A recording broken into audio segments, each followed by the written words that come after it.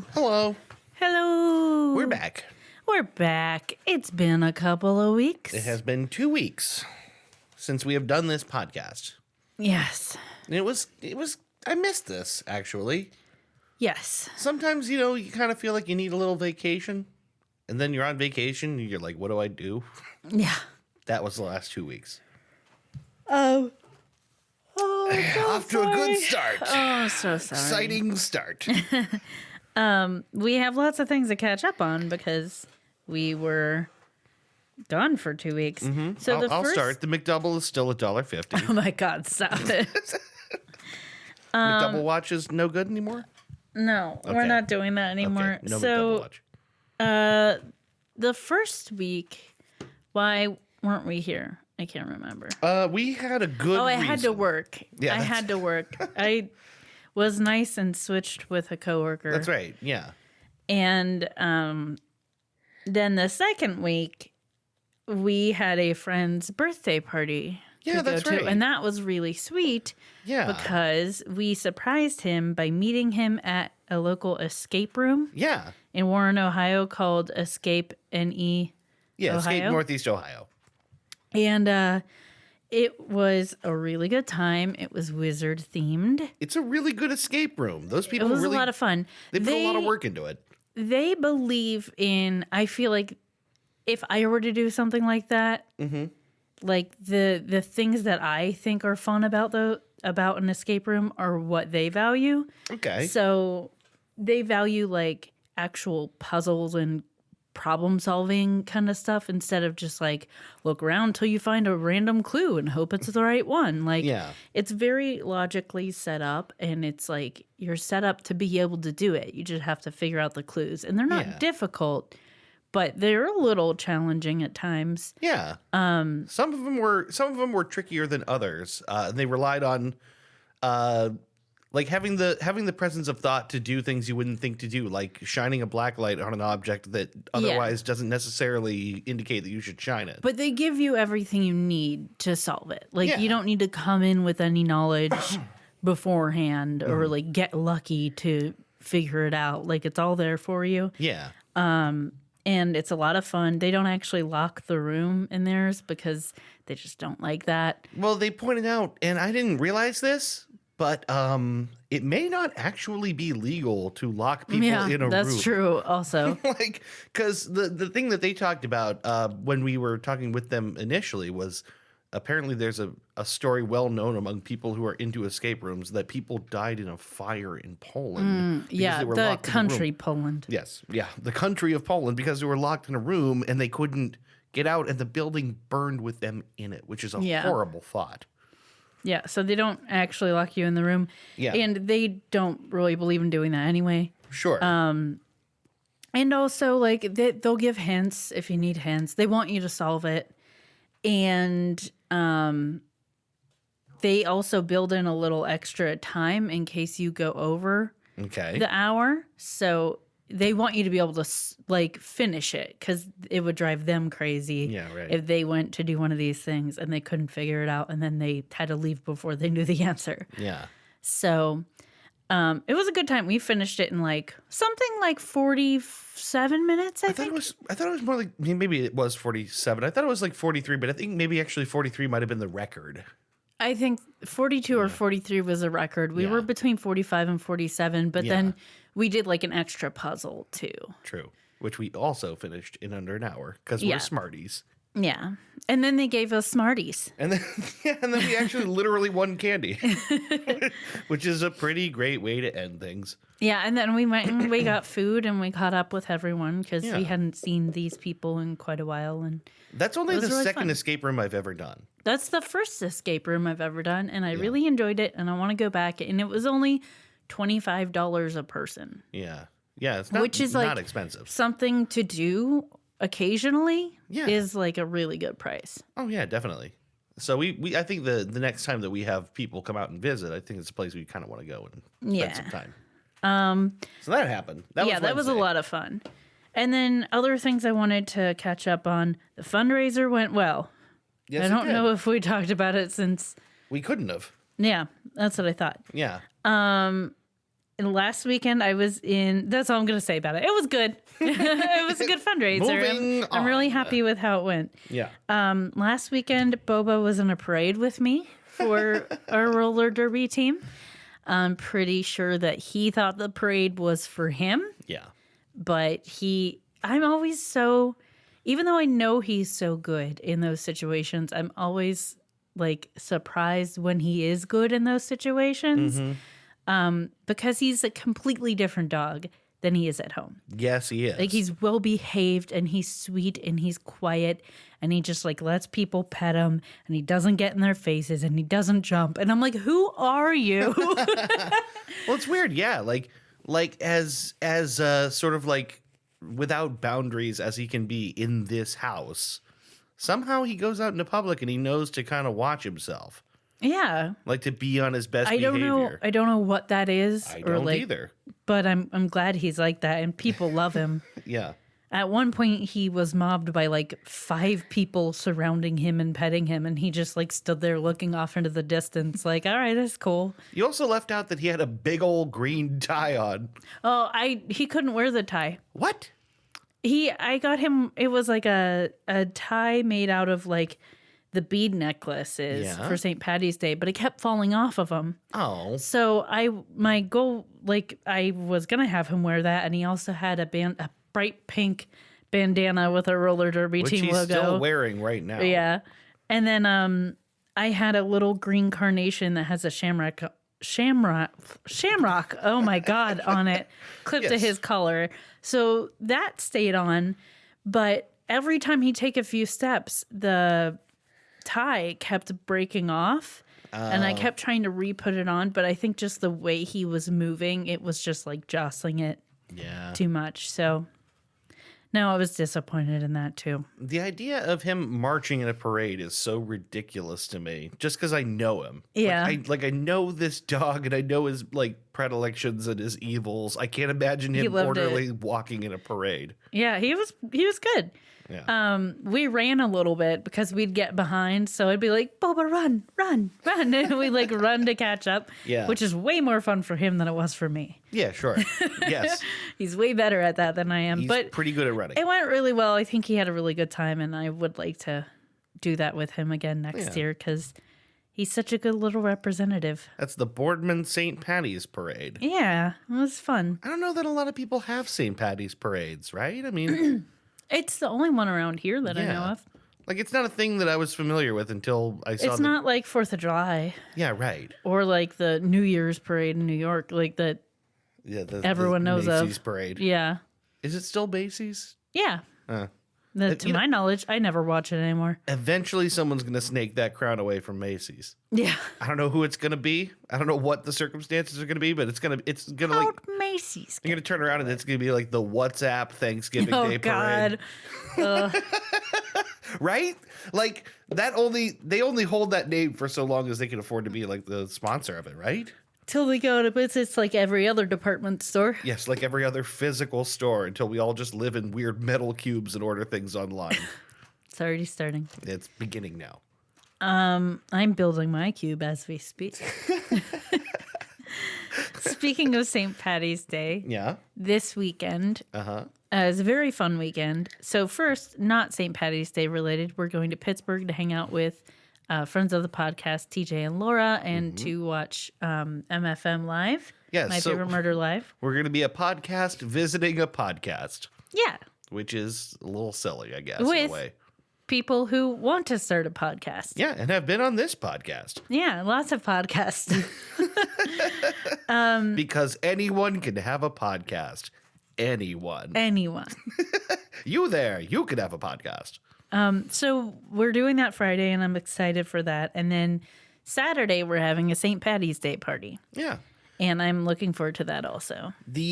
The genesis of this was that we have this big New Year's party every year. It's the one gigantic rager that happens here once a year. And then after that, we kind of, at least a few of us decided, you know what? I don't want to wait a whole year to get this uproariously drunk with my friends again. So we're doing it again. Yeah. That'll be a big fun Saturday thing. And then if anyone's capable of waking up Sunday morning, there will be breakfast. Yeah. That's all I know. Did you want to give a little update on the Tabasco saga? Some of you may remember that Dave thought he was buying one thing, but instead got several teeny tiny little bottles of Tabasco. Yes. Several are still up for grabs if anyone wants one. There's still so many of these little bottles that I want out of my sight. But yeah, so after all that kerfluffle and the disappointment of all those little teeny bottles of Tabasco, I decided to make things right. I ordered myself directly from McIlhenny a 64-ounce bottle of Tabasco sauce, which is making me currently very happy. It's a huge amount of Tabasco. It's a large amount. Really, just to behold it, it's the most Tabasco you've ever seen in your life. Yeah, it's like restaurant amount of Tabasco. Yes. Which the other thing that's kind of funny is they ship it to you in a box like a 1.5 foot cube, packed with packing peanuts, and then just this 64-ounce bottle Just in the middle. Just in the middle of it. The way products are packed is like, I don't know, it's like a secret joy of mine. Like just opening things and being like, why do you choose to do that? Well, why was this your option? So often, even if it's not like wasteful in terms of materials, it's super wasteful in terms of space. Yeah. There is no need for that much space. It's like when I ordered your pillows for Christmas. Yeah. I got like, what, 4 pillows for you? Yes, you did. They came in 2 giant boxes. With like 2 pillows each. Yes. Which you could have probably fit. All 4 fit in one box. But like, I guess they didn't want to smush them. I guess. Yeah, that makes sense. But they bounce back. Sure. Well, yes. They're pillows. I mean, I guess unless they They're sit there for a mostly couple air. of years, they're probably going to stretch right back out. Yeah. Yeah. So it was really silly. Because they're large boxes, you're expecting them to be very heavy, and then you open them and almost throw them because it's pillows. Yeah. And they weigh nothing. You know what's funny? Now that you mention this, today we got a rug in the mail, which we've been looking forward to ordering this rug, and it came. And today when I pulled in the driveway, I was looking to see where it was going to be. And it was leaned up against the door tallways, which I guess kind of makes sense. And then when I got up close to it, I realized it's just a rug in a bag. There's, there's not a box. There's nothing hiding what it is. It's just a plastic bag full of a rug. Which really, I thought that was weird somehow. It's just like, Strange. like, what if I didn't want people to know about what this rug was? I got no choice. It's pretty obviously a rug. Can't be secret about your rugs. It's the rug is all out there for everyone to see. No brushing your rug secrets under your rug. That's dumb. Yep. Yeah. I think you had mentioned a little bit ago you had started new medication. Yes, I did. We're gonna talk about drugs. Yeah. Well, I drugs. wanted to mention that I started new Oh medication. man, you're on drugs. Oh shit. I've been on drugs for a long time All right. and will be for the rest of my life. Yup. Same. But I have been talking for a while about wanting to work on my mental health, and it's something I needed to do. And you had, taken some steps, and so. And God, if I could do it, well, just about everybody. Because honestly, I didn't think I was ever going to do anything. Yeah, I had only been asking you for 4 years. Yup. So But here we are. I decided to take some steps, which I had been meaning to for a while, but then I had some insurance issues and couldn't get into my doctor's appointment as quickly as I wanted to. Mm-hmm. But I finally did. And I had a good talk with her, and now I'm on medicine, and we're going to see how that goes. It's only been less than a week, so. Do you want to talk about what it is at all? Do you care to talk about what it is? I'm fine with that. I can start with me because we're on this. It's the same We're on the medicine. same medicine, but I started on Wellbutrin about 6 weeks ago, and you just started about what a week? Is it? It's not even a week now. Not right? even a week. Right. One thing they don't tell you about Wellbutrin is it makes your pee smell like Wellbutrin. I haven't noticed that with me, but You just wait. okay. It's weird. It's like a thing. Like you just like, wow, my pee smells like medicine. That's bizarre. I mean, I'm not surprised by it. I can imagine that some medicines are more processed by the kidneys and then Yeah. come out smelling. Well, that's a first for me. I was blown away. Yeah, it is a little weird. It would be a little unsettling. But also it's a really like a very nice medicine to be on. I've had like a minimal number of bad effects, most of them within the first couple of weeks, and then they just kind of went away. You had tried SSRI before and you didn't like it. So that's why you wanted to try this. Yes. That was a couple of Instead. years. God, it's been a long time now. That's actually probably been like over 10 years now, about Yeah. 11 years ago.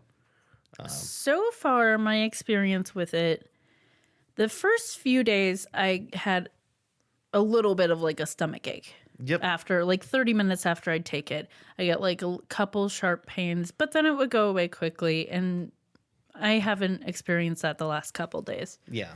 So that's gone away. And then the like appetite suppressant effect of it has started. Yeah. I was talking to you about it last night about the fact that I just don't feel so constantly hungry, and also like even when I am hungry, when my compulsion is to like go get fast food, I can like take a step back and be like, I don't really want that though, or I'm not hungry enough to like eat that much. I'm glad that you experienced this too. Because a little bit of it I thought was just me making things up in my head. No. But like, so both of us have had these bizarre issues with food where it's like absolutely compulsive eating compulsive and binging and eating bad stuff compulsively. And you said, and I think it's the best way to put it is, this is what it feels like to not be like a person with these issues Food with issues, food. yeah. Yeah. Yeah, because it's like having a choice in what you do.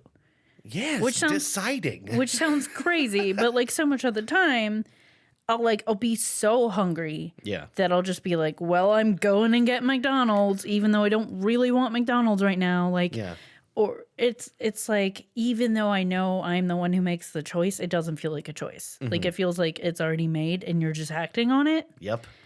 Which, in fact, is kind of the truth. I mean, it's sort of the way your brain works. Yeah.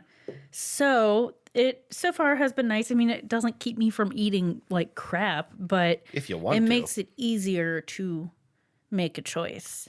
Yeah, it's just a decision. And I think I might actually be down a couple pounds already. Yeah, you said something like that. Yeah, which is interesting to me, but because I haven't been like meal planning or like eating as healthy as I like to, but I don't think I've been eating as much as I would have normally, and I haven't been eating like fast food. It occurs to me that like normal, well-adjusted people listening to this are like, "Well, you don't decide to do things? What are you talking about? Like what the hell?" Like, I feel like a lot of people probably have some kind of food issues, though. Yeah, I think people can empathize. Or the moments of weakness, but like Yeah. it's very weird for that to be your everyday. I once read an article about this guy who like he had food issues his whole life, and then he got some kind of debilitating illness, like a really bad virus or something. Okay. And he was not able to eat. Like he just wasn't hungry and not able to eat. And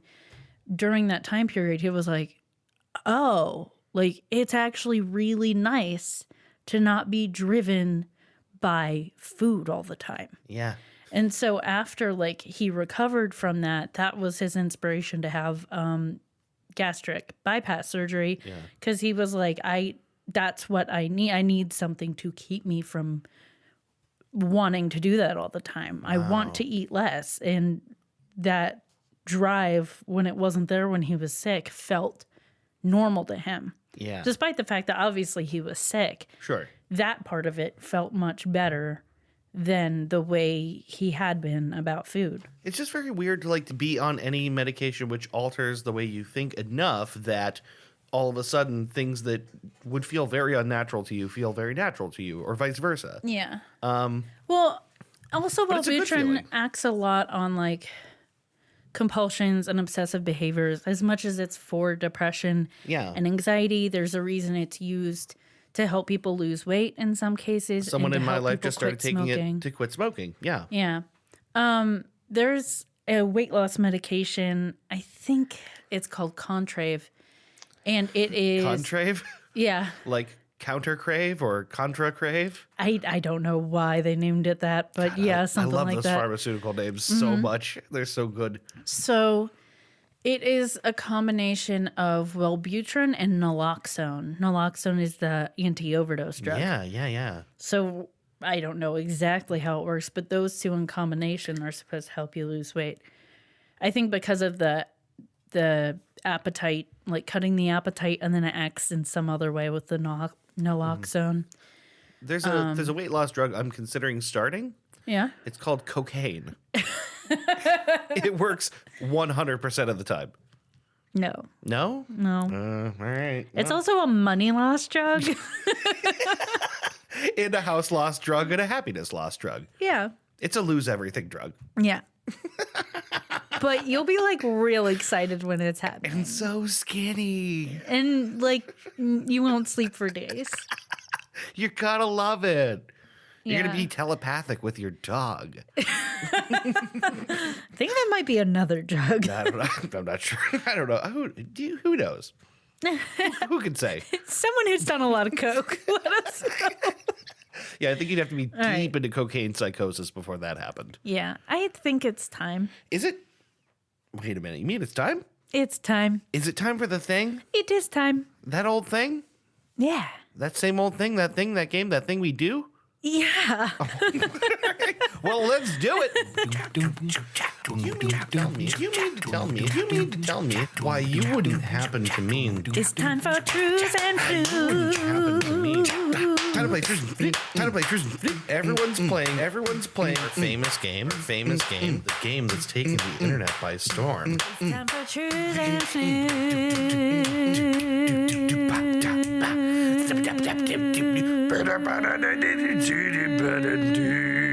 A Merv Griffin production.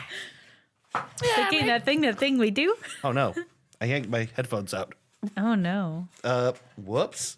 Are you okay? Did it hurt? It did. It Are hurt you gonna terribly. make it? Oh no, I can't get the left speaker. It doesn't matter. I don't have to tell you this. We can just keep doing the show. Okay. Are you ready? I think I am. I believe that I am. We're going to play Truths and Flus. Truths and News. Truths and Flus is a fun little game where I will give Dave 2 false news stories, Flus, and 1 true news story, truths, and he has to guess which is which. Wow, that's quite a succinct description. Yes. You didn't get tongue-tied and I did.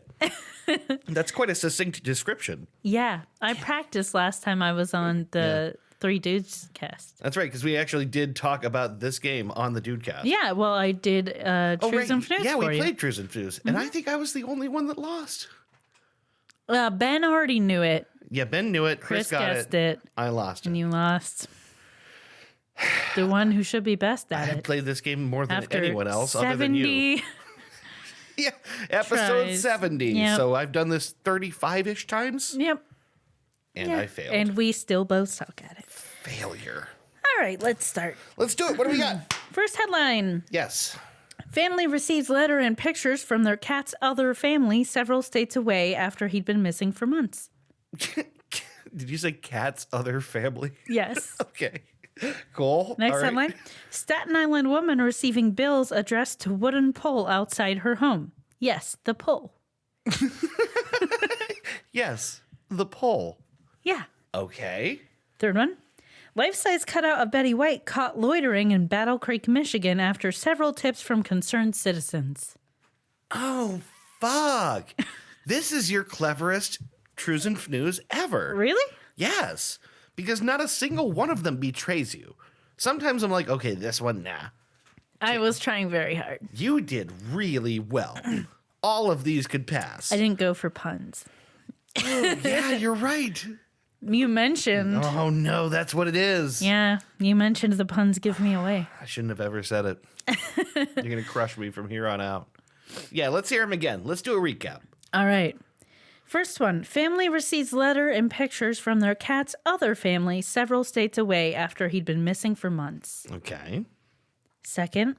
Staten Island woman receiving bills addressed to wooden pole outside her home. Yes, the pole. Yes, the poll. And third, life-size cutout of Betty White caught loitering in Battle Creek, Michigan after several tips from concerned citizens. Concerned citizens. A concerned citizen. This is a good one. Yeah. This is a very, very difficult news quiz. So what are you thinking? Okay, so let's see. Rationale. The cat one feels like, even though it's not punny, it feels like one that it just feels like something. If I had to put any of them that is most likely yours, the cat one is it. All right.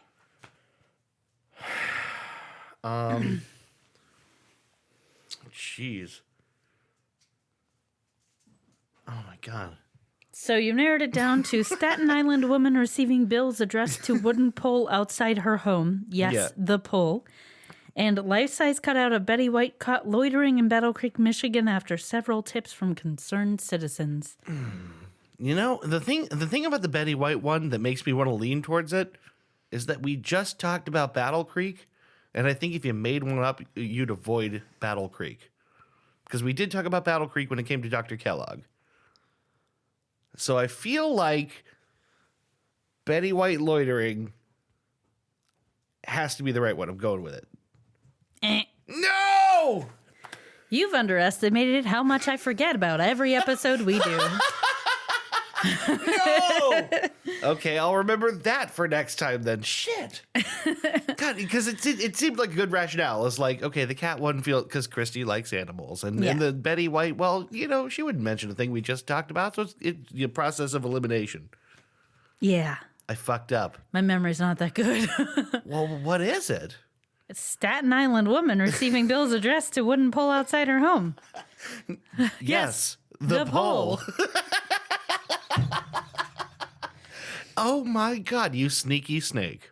So this is a pretty short article, so let me just read it to you. It's from slive.com, which is, I believe, like Staten Island Sure, probably. news. So when Maria Sprizzo received an astronomical Con Edison bill to her Great Kills home in early 2018, she didn't know what to do. Okay. Quote, I'm reading this thing and it says I owe them $2,000, the 83-year-old Sprizzo said. I called the utility company to no avail. Then I read it carefully and I noticed that the letter was addressed to the pole, a wooden pole in front of my house. You don't write to a pole if you're normal. Oh, man. If quote. we had a quote board, you don't write to a pole if you're normal. She continued to receive bills in her mailbox addressed to Charter Communications with her exact address followed by the word pole. So it says Charter Communications, whatever her address is, like street name Durant Avenue, pole. Staten Island, New York. Why are they billing the pole? In addition to the almost monthly pole bill, she began receiving service termination notices. The most recent correspondence with the pole came February 22nd. I kept protesting and calling up, and none of them helped. I'm 83 years old. Why are they putting me through this? I'm a nice woman. I love this woman so much. This is maybe our best article find ever. Alan Drury, a spokesman for Con Edison, was able to provide some clarity on why the bills and notices of termination kept being delivered to Sprizzo. Yeah. The customer on the pole, which according to the correspondence is Charter Communications, is in arrears, according to Drury. He added that Con Edison is following its standard procedure by sending the bill to the pole and to a post office box in St. Louis, Missouri. This doesn't clear things up for me. Why the pole? That's a very unhelpful explanation. Drury did not provide information on a third address in the Woodside sections of Queens listed on the termination notices. He said Sprizzo was never at risk of having her service shut off and was not expected to pay the bill. She said she just wants the letters to stop. That mail comes into my box every month, Sprizzo said Monday. What they're doing is completely wrong. Well, I love that now that she knows it's clearly not her responsibility, she's still pissed off to be getting the letters. Yeah. Like, I feel like I'd be like, whatever, fine, I'll throw them away. Yeah. She's an 83-year-old lady living alone in Staten Island. She's like, I need something to be angry about. Oh, I can sympathize Do you with want the to see shock. a picture of her? Yes, I absolutely do. That's her and the pole. That is not that different from what I imagined. She is an 83-year-old woman with white hair standing next to a pole. She's got those sort of marionette lines on her chin, so she's got that Yeah. kind of like little old lady look. Yeah. Nice coat. Very nice coat. It's like peacoat style. It's actually kind of similar to mine. Yeah. Yeah. What they're doing is completely wrong. Completely wrong. I'm a nice woman.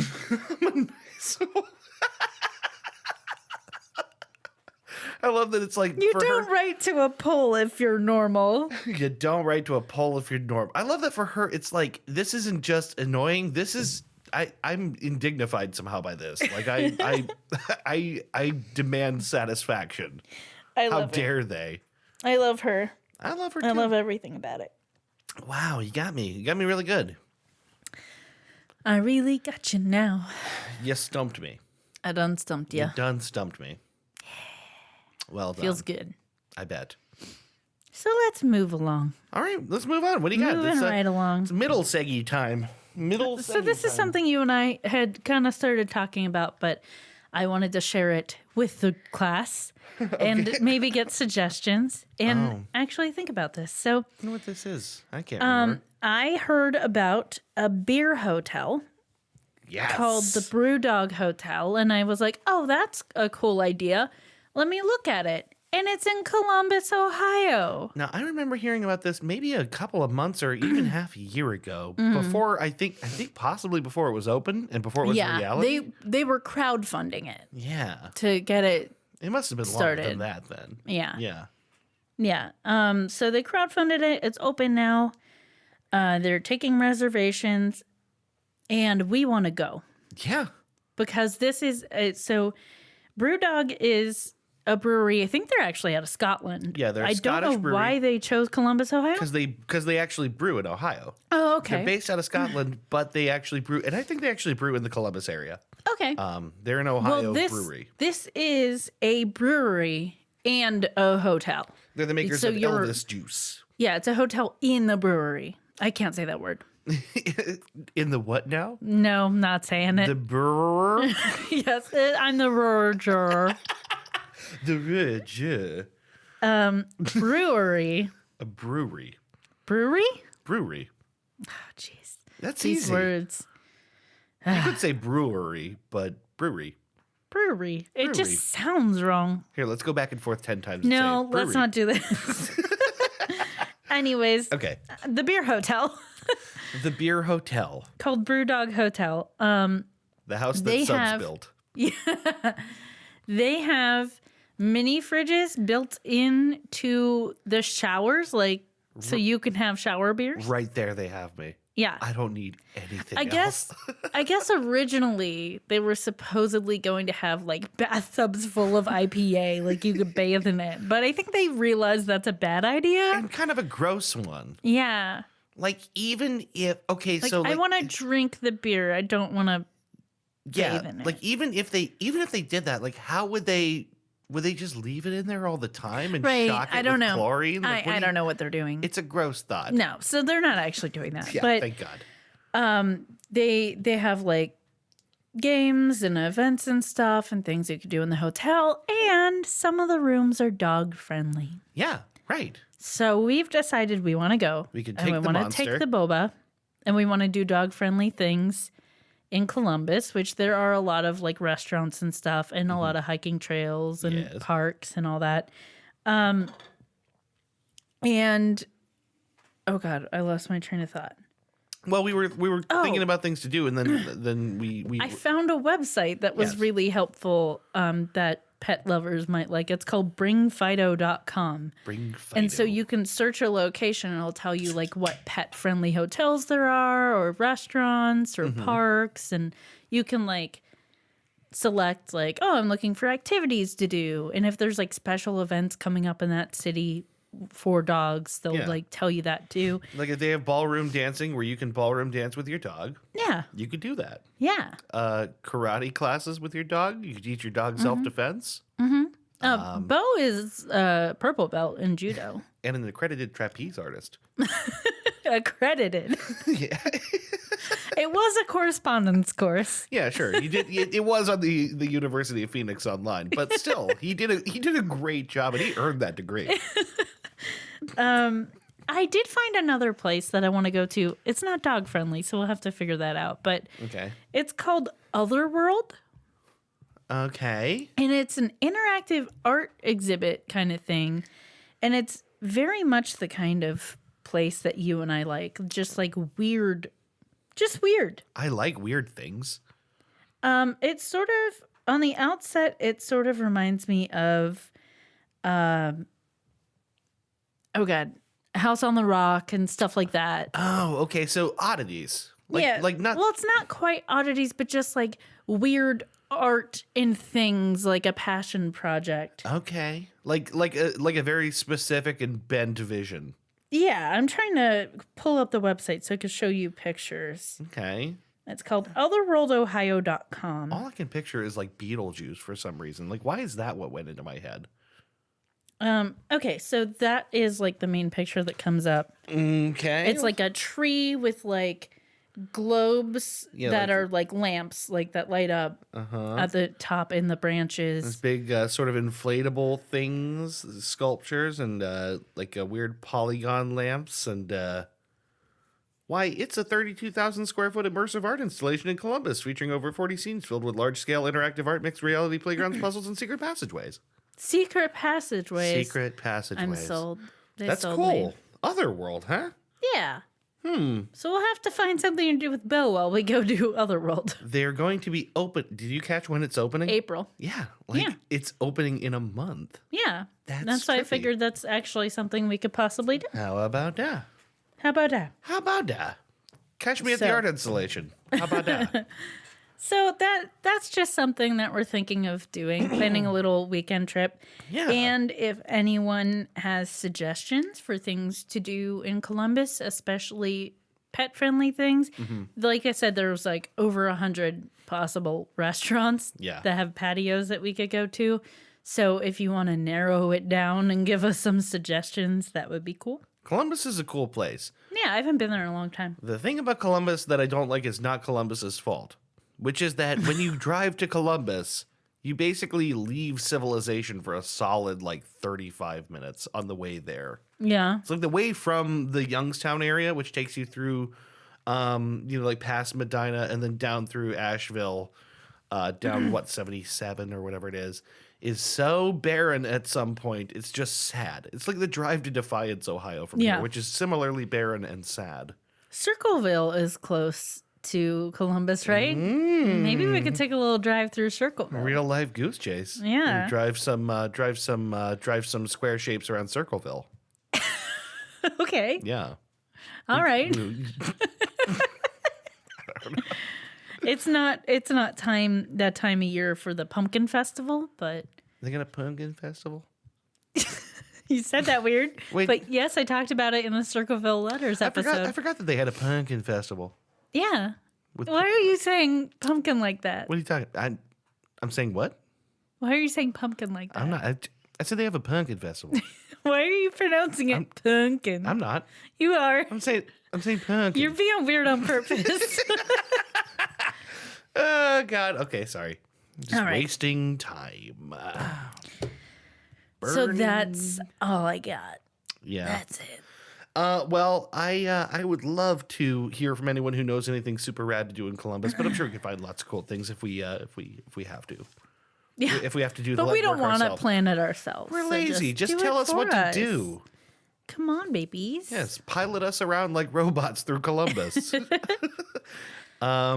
Okay. And well, if you're in Columbus and want to visit our dog, because we're chopped liver, but if you want to meet our dog, if you're in Columbus and want to meet a dog, just any old dog. it's not just any dog. He's It's the boba. he's kind of just any old dog. No, he's beautiful. Oh man, you love him so much. I do. That's sweet.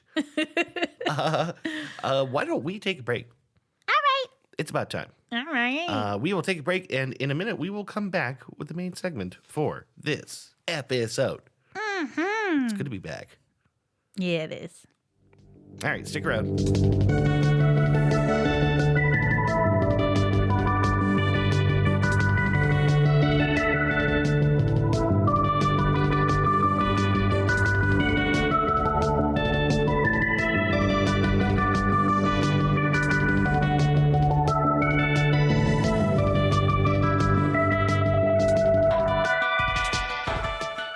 And we're back. And we're back. This is still Goose Chase. We are still who we were.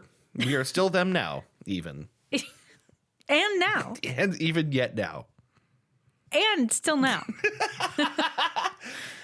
We are Goose Chase and don't touch our buttocks. How's that for a good slogan? Yeah, that's great. Yeah. Don't touch my buttocks. Something that happened during the break. Yeah, it's and just a weird thing I didn't want to said. let it die. Don't touch my buttocks. I have a very strange mental image associated with it, too. Yeah, for me, there's definitely, though, like that, like one hand on the hip, one pointer finger wiggling around. It's like a man in like very formal clothing with like one of those powdered judge wigs on. That's funny. Yeah, I don't know why that's the Don't- thing in my head. Don't touch Don't touch my buttocks. That's really I don't even goofy. remember why I said that now. It had something to do with the fact that you ripped your pants pocket. Oh, yes. Yes. Luckily, it did not I expose did your not buttocks. expose my buttocks, At and then which you point- laughed at buttocks. and And then you I said that. Don't touch, dude. Don't touch my buttocks. This We're show, losing our this minds. show's so goddamn dumb Okay. sometimes. You have a very interesting topic for us. I do. I promise. It has nothing to do with buttocks. I don't know how much. Buttocksies? But no, I think it's just buttocks. Buttocks? What is the plural of buttocks? more than what is the plural of a plural? It's still plural. All right. I don't know how much I told you about this topic. Bits. Now, what bits do you remember? The good bits? Okay, cool. Do you want me to say what I know? Yeah. Tell me what you know. The topic is we're talking about TempleOS. Tell me what you remember about this as a brief intro. I know that it is this guy who started a website and he had like this weird theory that like about time and like different dimensions. Okay. And then it started to get weirder and weirder. Okay, I just remembered I talked about doing a subject that was totally different from this, Oh, okay. which is what you're describing is internet legendary, the wisest human, founder of TimeCube. Okay. I feel like you have told me about TempleOS, but I forget. What the heck was it? Gene Ray, Yeah. the wisest human. That's his title that he assigned himself. And man, if you want to have some fun, get on archive.org and look up the archives of timecube.com. That's right. You have told me about TempleOS, but I forget because it's been replaced with TimeCube. Yeah, and the reason that I brought it up is that it was so similar to me, and so you'll recognize some similarities between Gene Ray and the founder and writer and creator of something called TempleOS. This is one of those things that I'm amazed more people don't know about because it's so completely bizarre. But let me start at the beginning and just say this is the story of a passion project. An insane passion project. I'm always fascinated by stuff like this.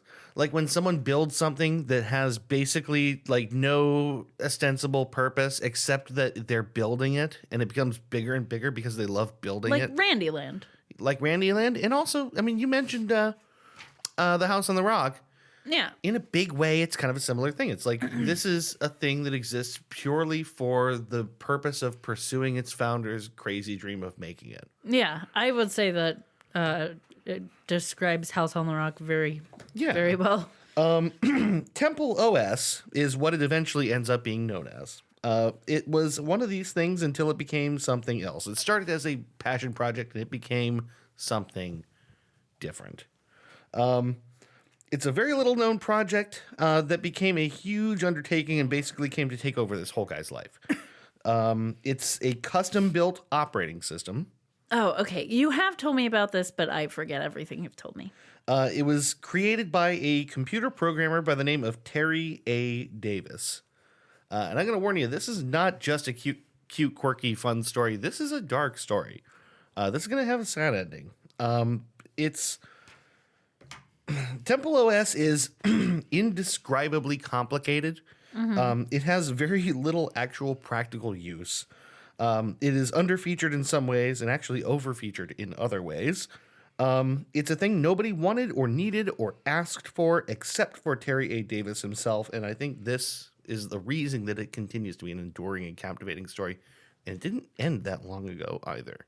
But let's start with who is Terry A. Davis. Okay? Terry A. Davis is a computer programmer who was born on December 15th, 1969. He was born in West Allis, Wisconsin. Nice. Nice. I was yawning when he said it. 1969. Nice. Nice. Yeah, he was born in West Allis. His father was a hardware engineer. His family moved around a lot. He went to college for computer programming at Arizona State University. He got his degree and got a job programming complex instruction set computers for Ticketmaster, of all things. Wow. There's not that much known about his early life for what I think become obvious reasons, which is that this isn't a guy that is... He's not a famous dude. He's not famous. He's legendary in small circles. He developed a cult, you could call it following, but he gathered interest among a very small number of people. And the full details of his life were never really pieced together. So talking about him, his early life is kind of difficult. However, he also wrote a lot. And so some of the details, it can be sometimes hard to piece together the truth from the falsehood for reasons that will become obvious later. But in basically from his own writing and from what other people can gather, in 1996, at the age of 27, Terry begins experiencing manic episodes. To the extent that he's hospitalized over it.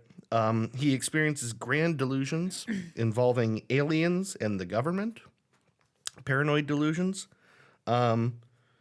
He's initially diagnosed with bipolar disorder. Later on, that diagnosis is changed to schizophrenia. Okay? This all happens at like 27, which is actually kind of the age where like this stuff like tends to fully onset, right? Yeah. Is like, especially with schizophrenia, your late 20s are when it like manifests itself the most clearly, which would further support that diagnosis, right?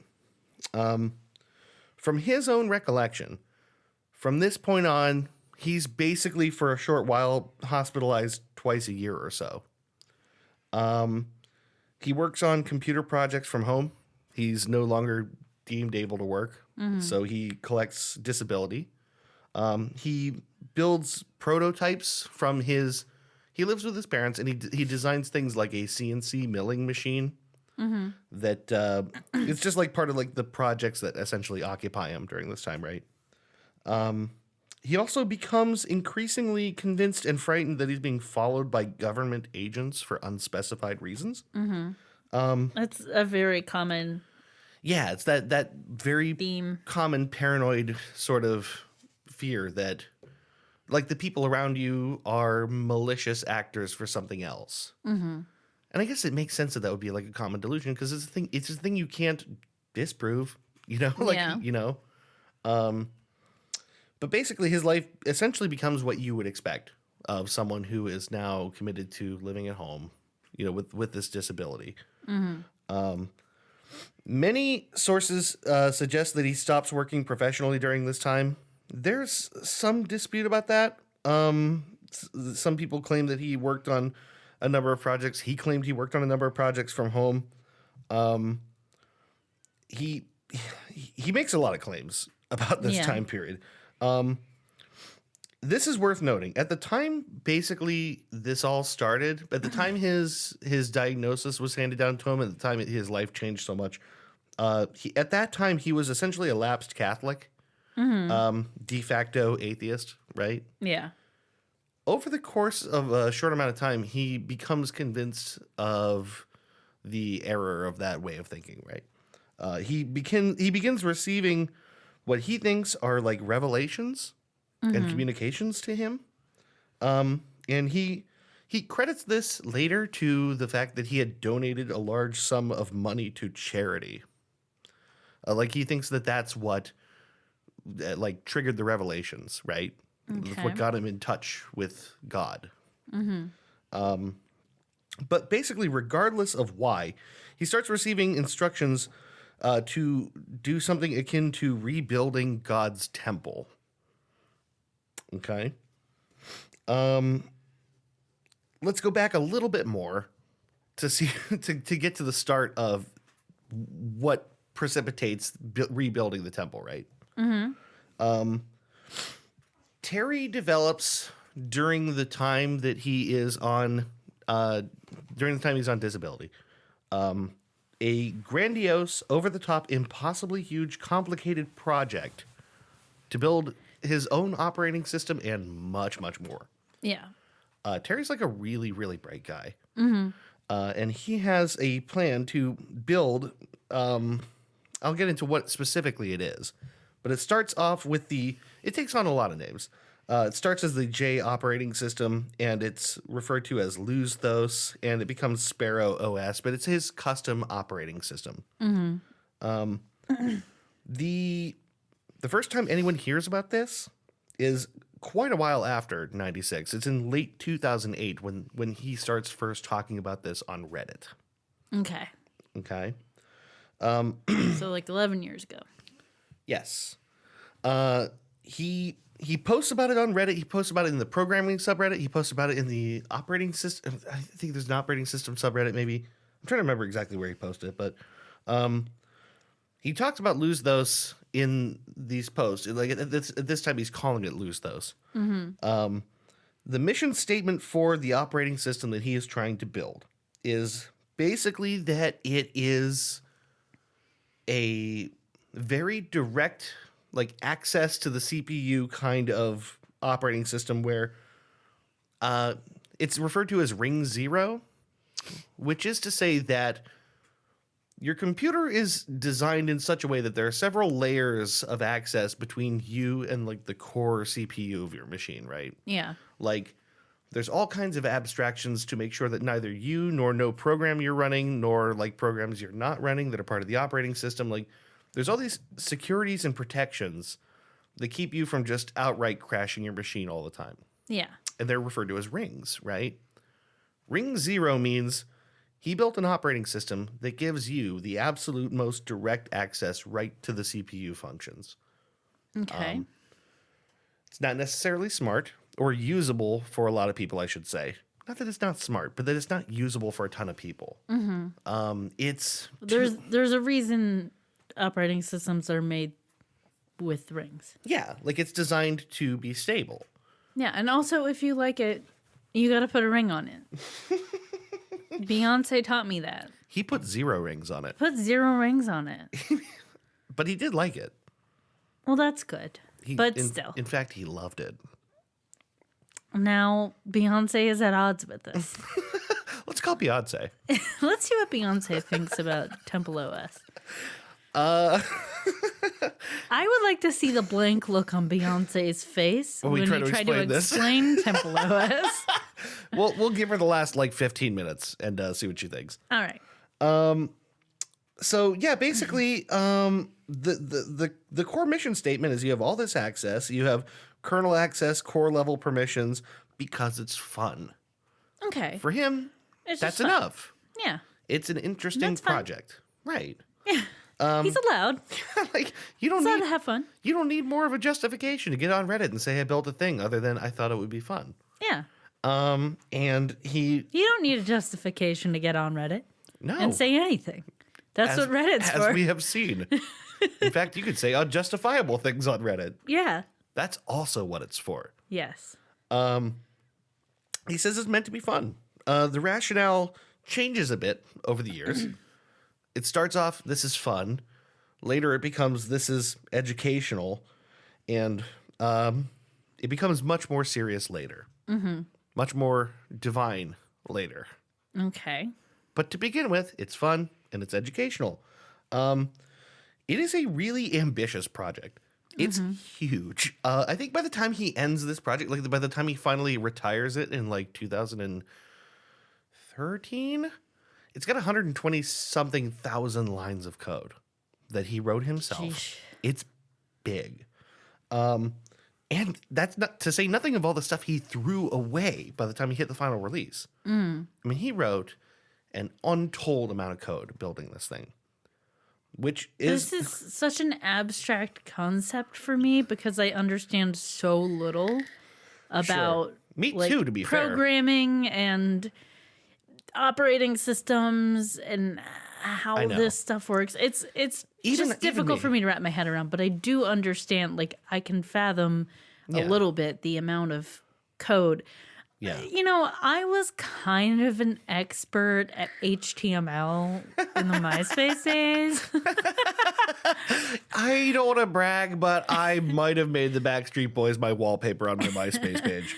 I, back when I was using AIM, knew how to custom make my cursor avatar. Oh yeah, okay. So you're gonna say my cursor had little stars that followed when you moved it Oh, around. yeah, you could do You that. could do everything. It's so crazy. They gave you a full CSS access. That was a bad idea.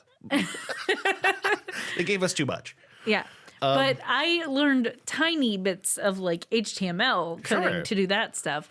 I think most of our generation did. Yeah, and even that was like seeing the amount of code that went into changing the size of a picture or like a background color. I can only imagine. Sure. Yeah. No. Yeah. It's everything is vastly more complicated than you think. And I'm a layman when it comes to this stuff. Like I maybe understand conceptually what's going on, but I don't have this level of understanding. I mean, he is among really, truly not that many people who could do what he did.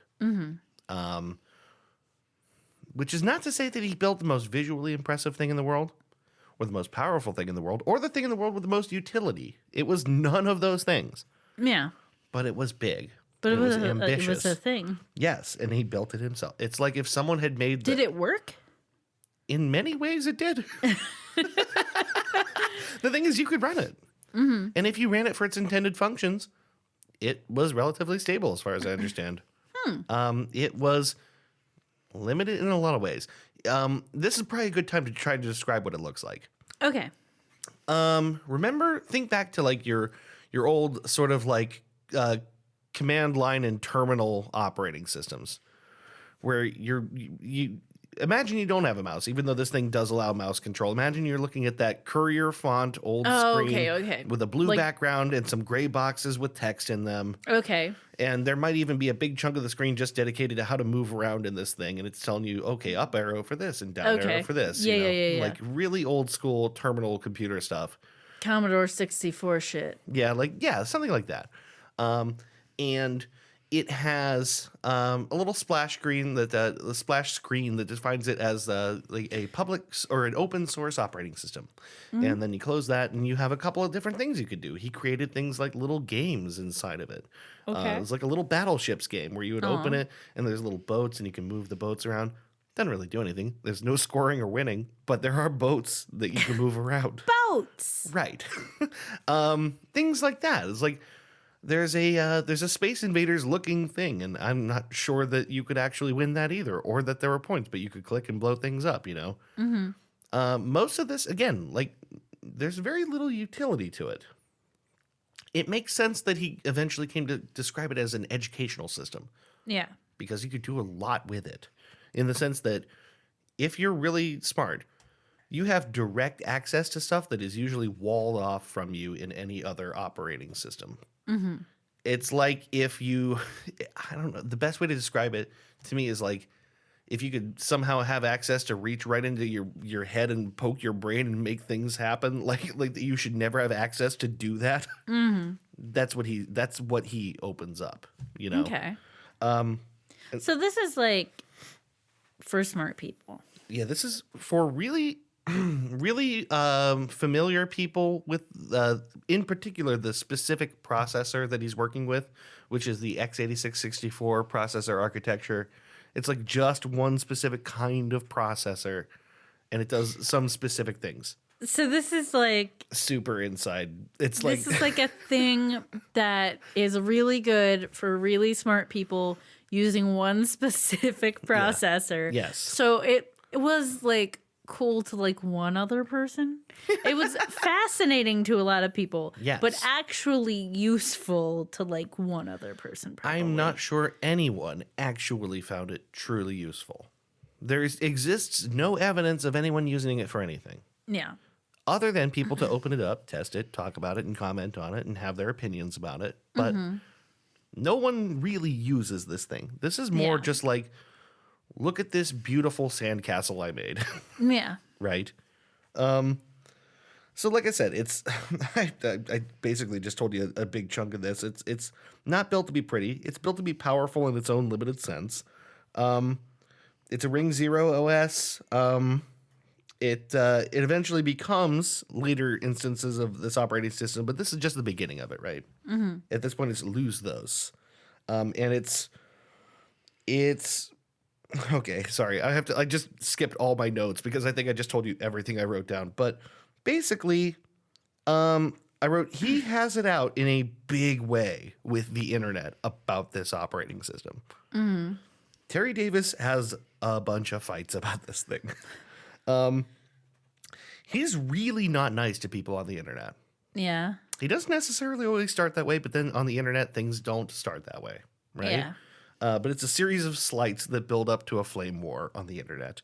It's so funny because it's just like he's just doing like a passion project. I don't understand why so how is defensive? it? Yeah, how is it coming to this? I think because he correctly feels that people do not appreciate what he's doing. Because those very limited and interesting, those limited specific ways that it is interesting and useful are of no use to anyone. Yeah. I think that's the problem. Yeah. It's like you're putting a huge amount of time and effort into a project that is literally beneficial to no one but yourself. Yes. It might be interesting to other people, but it's not going to be useful when it's that specific. Yes. That's exactly it. So he just gets upset because people have their opinions on it, and he's like, "But you're not getting how awesome this is." And they're like, "Well, Yes. you made it for you, dude." Right. I mean, yes, exactly. Like, you would think he could take that. It's not Yeah. really for everybody. And actually, he even himself says at one point to people things like, well, this is probably a little bit over your heads. So he's already kind of starting to be like, oh, this isn't for you, as a way Yeah. to deflect the sort of criticism he gets. But he does get a lot of criticism. You know, they say it lacks features. They say it's difficult to execute. They ask what this is for. You know, people have a lot of confusion around this project. Mm-hmm.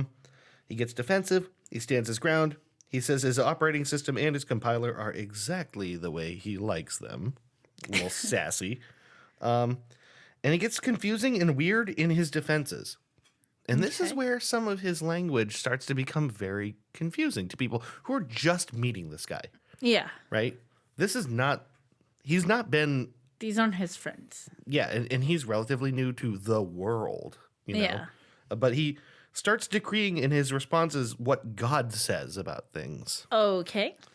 And he says that other people are too prideful at heart to appreciate certain things. He starts like quoting pseudo-scriptural things, and he posts long sentences that God says. Do you want to hear one? Mm-hmm.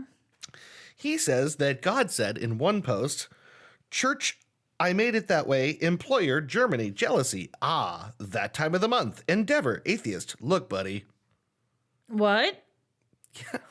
That's a sentence God said. Want to hear it again? See if you could parse this, because I can't. Church, I made it that way. Employer, Germany, jealousy. Ah, that time of the month. Endeavor, atheist. Look, buddy.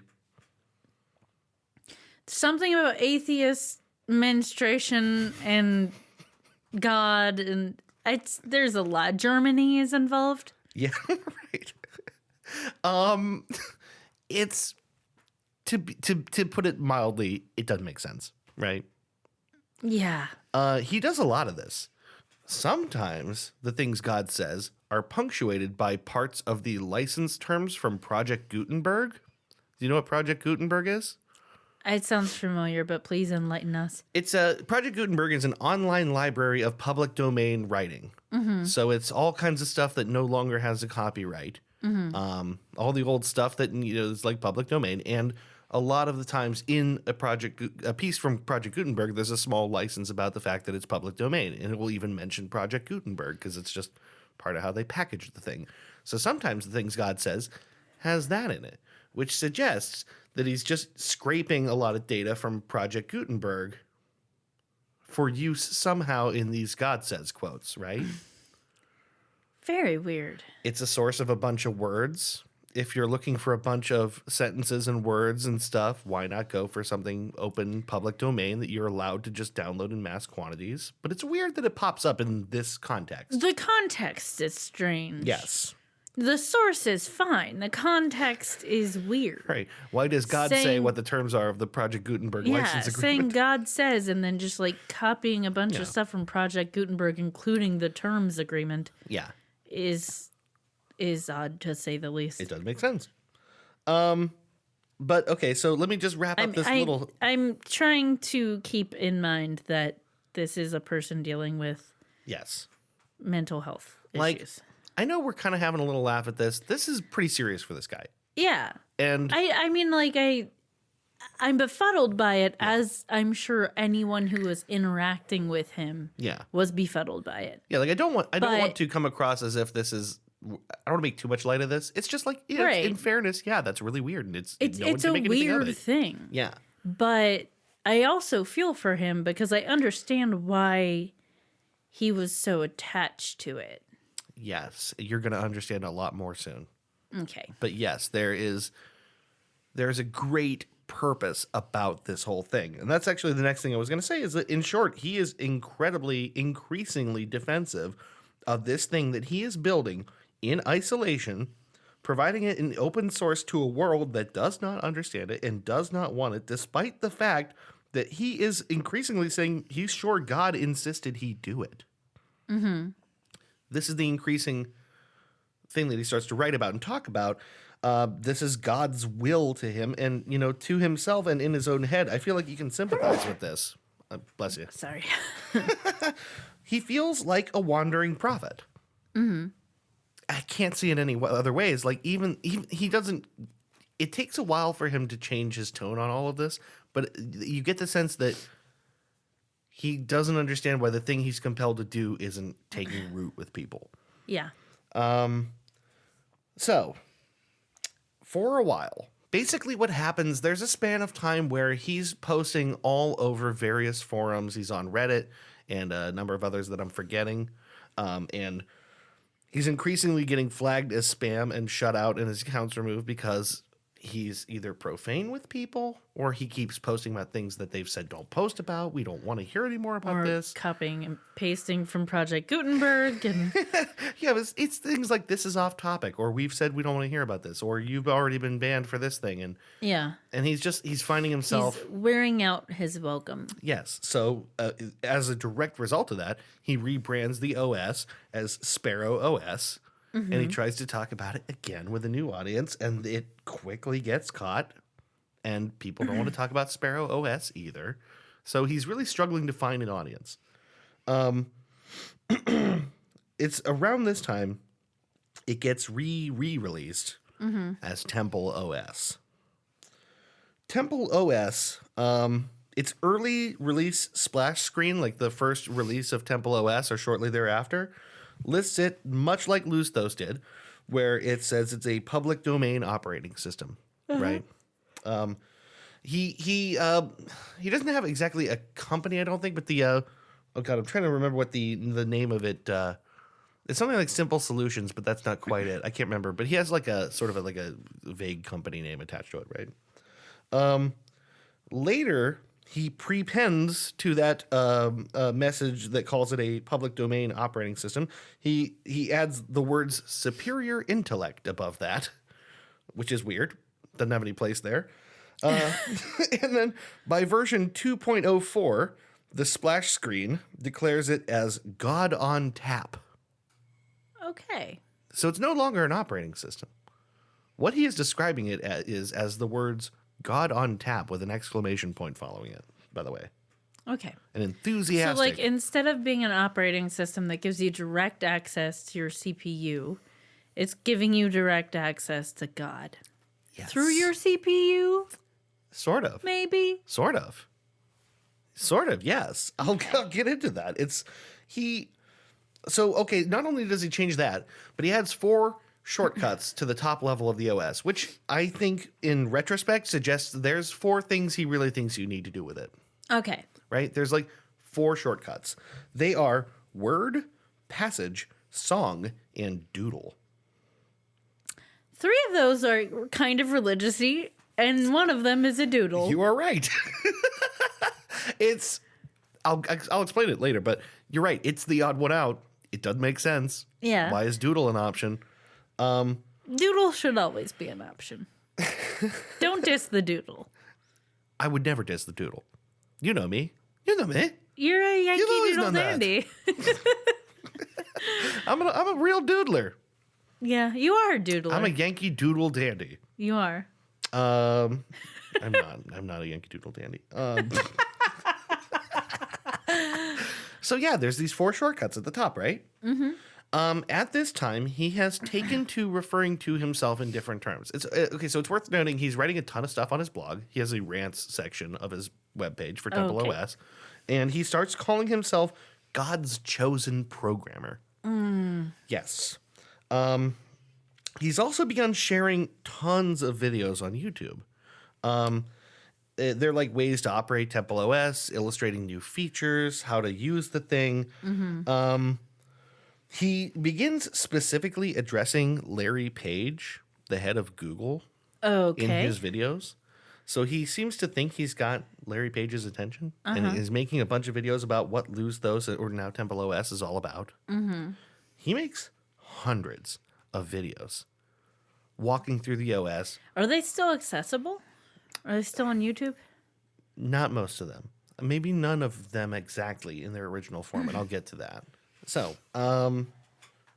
let's see. So basically, where I said that, like, with Loose Those, there were a bunch of useless applications, like a little boat game or a little shooting game or things like that. Cool, but basically useless stuff. He swaps out a whole bunch of this stuff in TempleOS. Games are no longer not even just not the point, but they're not featured anymore. He replaces them with functions and applications and animations that are biblical and Christian in nature, specifically Christian, right? I mean, there's I shouldn't say specifically Christian. There's actually quite a bit of it is Old Testament Christianity, right?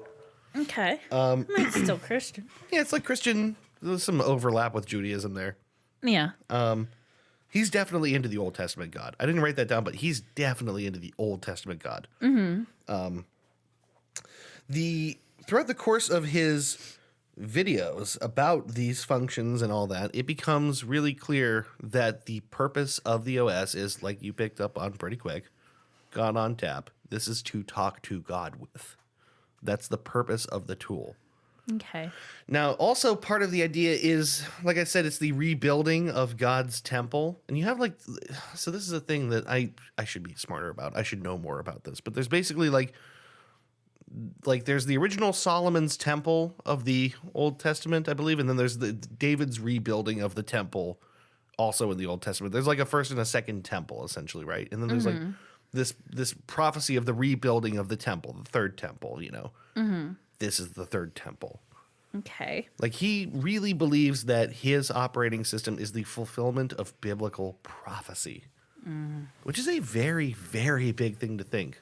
Much grander than most people's religious beliefs, right? Yeah, well, I mean, it's not fueled by religious belief. I mean, it's not just religious belief. Yeah, no, there's reasons for it and all. Yeah. I'm just saying I feel like I need to make that distinction because we're getting to a place where I actually kind of feel bad for Terry in a lot of ways. Yeah. And the thing that I wrote, I don't know how to feel about it. Like people communicate with God a lot of ways in their lives. People have a lot of ways that they feel that they can communicate with God. And I, as an atheist, don't subscribe to that, but it's really important to people, right? Mm-hmm. So why does this seem more silly to me. I guess ultimately it's because this is God in the machine, and that doesn't make sense. And it's like it's sillier because it's like a guy talking to God in a computer. And doesn't I make think sense. most people, when they talk about talking to God, Yeah. it's not so literal. For some people And it is. Maybe not most people though. I feel like most of the time Yeah. it's very abstract. Yeah. It's like prayer, or like I asked for something from God and this good thing happened to me, and Yeah. this is God speaking to me, but it's not so Right. direct a line of communication as saying that if you use this operating system you're going to directly talk to God. That's a good point.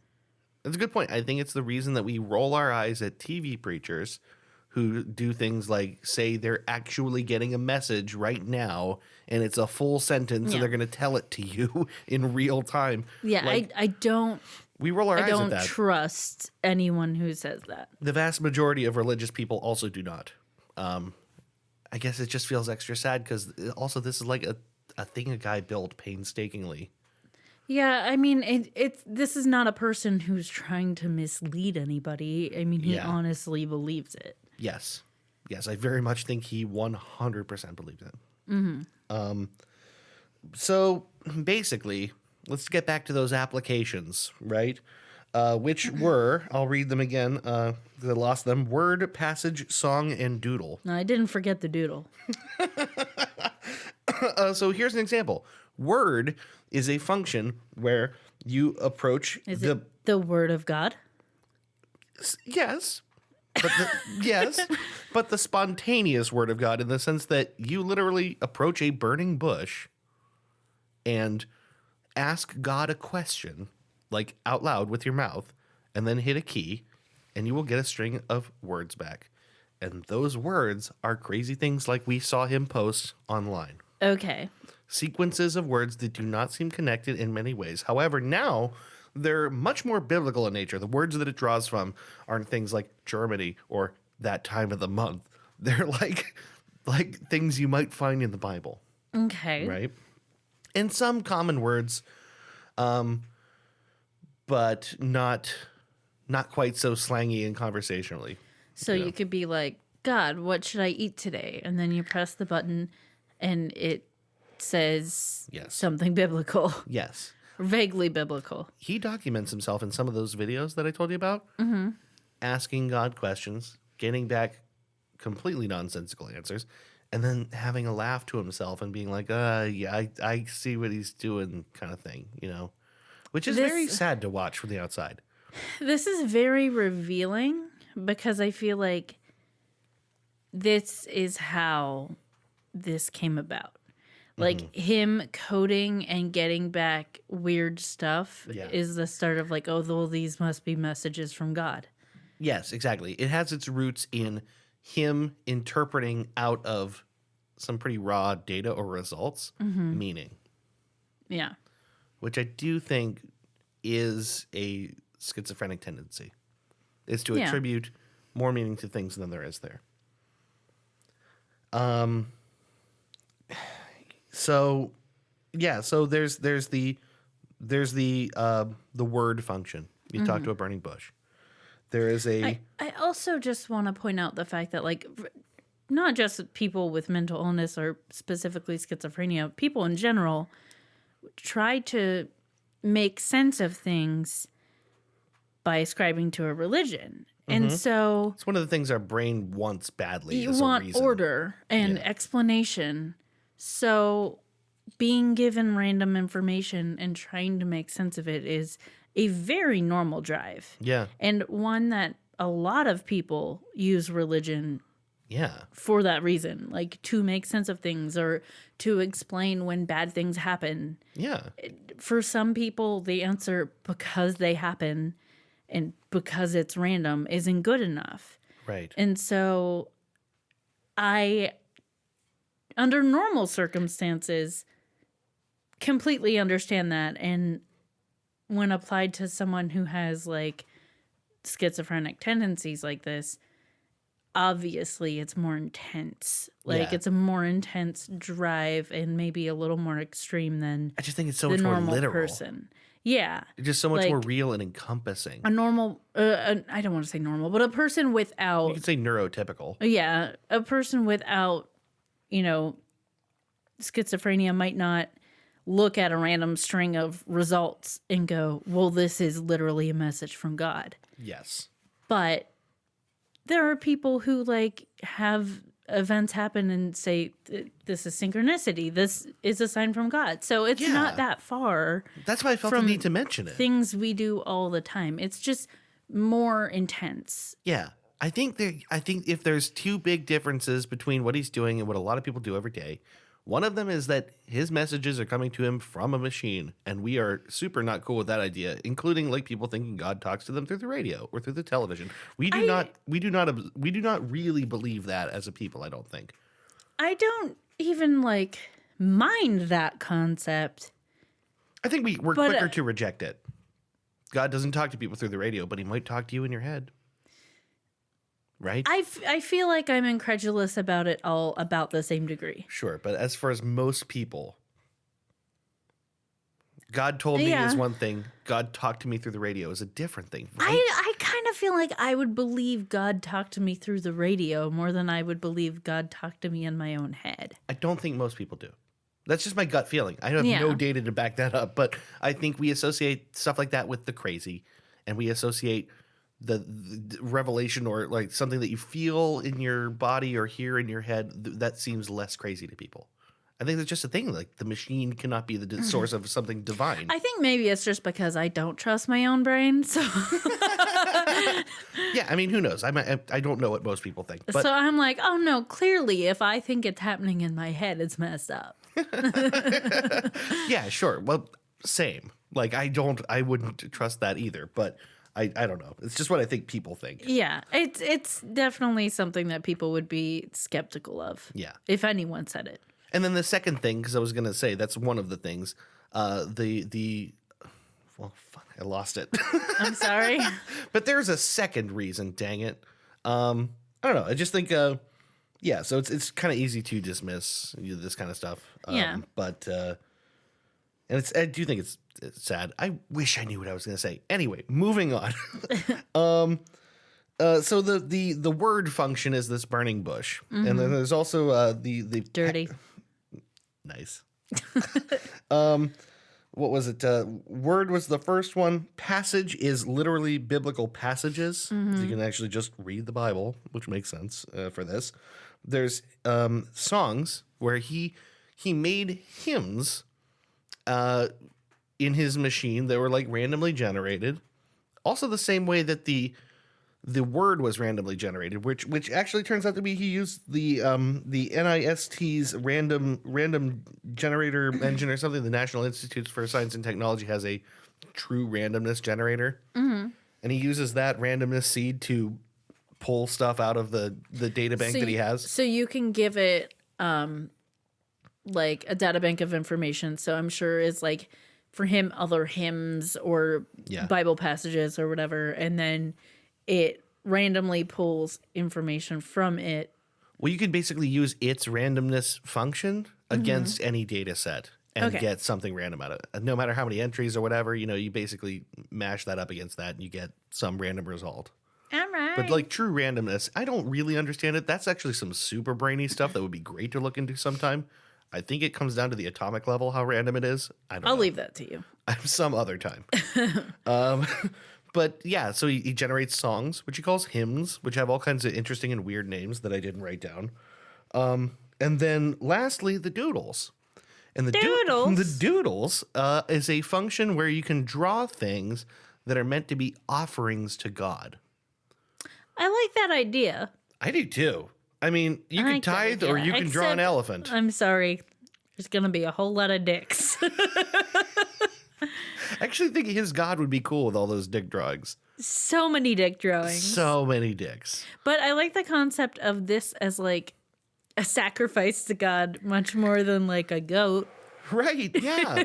It's like you could sacrifice a goat or you could give money or you could You could draw you could God a dick pic. mean, his offerings are nothing like that. But yes, in theory, if God says it's cool. I like this concept of a drawing as an offering to God. So do I. It's kind of sweet, isn't it? Obviously, I'm not a religious person. But if I were, I mean, the concept of art and what it is to the world, I feel like if I were a religious person, that would jibe with me of like art or something like that being a gift, an offering to God. Yeah. Like it seems like it has a sweetness and innocence to it that is, it's a thing that took you time and thought and carefulness and a little bit of love as opposed to like something monetary, something crude like that. Or like it took you 5 seconds, but it's just something you made. Yeah. It's something you did. It's really giving of yourself in some way. It's kind of sweet for that reason. I like that. I do too. I think it's kind of nice. It's all, of course it's also still sad because it's all part of this story, right? This thing that Terry is lost in. Mm-hmm. But at its core, I think it's a sweet idea. Yeah. You're not going to like Terry so much as we talk further. I'm warning you right now. Okay. But it's not his fault, I don't think, either. Yeah, I'm very empathetic towards him. Yeah. As am I. So I wrote also, he's very literal in his interpretations of what he thinks God says, and he often, like I said, he laughs at God's sense of humor and the playful ways that the messages that are revealed to him seem to be like tricking him. God said Germany that time of the month. And that's what he meant. God made a period joke, and I thought it was hilarious. God's always making period jokes. He made periods. The period that's the joke. Is a period joke. A cruel, cruel joke. Yep. But yeah, no, he interprets like that God is tricking him or being playful. And if it wasn't so delusional, it would be, and it's at its core, a very sweet interaction. You know? This is all stuff he's pulling out of purely random sequences of words, you know? And he receives a lot of specific revelations, not necessarily through the word generator, but in general. Like it was revealed to him that 16 color space is holy in a way, that the, you know, like your 16 million colors that your monitor can generate or your TV can generate is unpleasant to work with and deal with. And he's right, actually. It's way easier to make a drawing with 16 colors to choose from than 16 million. Yeah. It's just a easier choice. But these little revelations, you know, like I said, that it's the third temple of Solomon and that he's the steward of God's new temple. This is all part of the aggrandizement that happens, right? Yeah. Something that I didn't write down, but I think is actually really important, is that his blogs also take on some really weird and strong character. There's some strange things that, and you know, I really want to give credit here to, in particular, I should have done this sooner. The best video I have seen on this, and the most comprehensive, is a YouTube channel called Down the Rabbit Hole. Mm-hmm. It is really good. It's like an 1.5-hour video on this very subject. Mm-hmm. And it covers things that I left out. Mm-hmm. And it features, obviously, video from Terry himself and like all kinds of very interesting things. But yeah, so anyway, like I said, I don't think it's a coincidence that the operating system becomes more ambitious and delusional in nature, because I really do think it tracks with his mental illness, right? Beyond the personality traits that we already kind of saw with Terry, the arrogance and the defensiveness and all these things that are already kind of, I think, maybe just part of his base personality even, or could be rooted in his base personality. The paranoia, like I mentioned, the CIA thing, the fear of being followed, and also an intense and obsessive racism becomes a huge part of the way he talks to people. He is, like I said, he's obsessed with the CIA, who he thinks is following him at all times, and with the N-word all the time. Everyone he doesn't like is the N-word. He applies it all the time. You could sometimes, listening to him, get the impression that he's just using it as...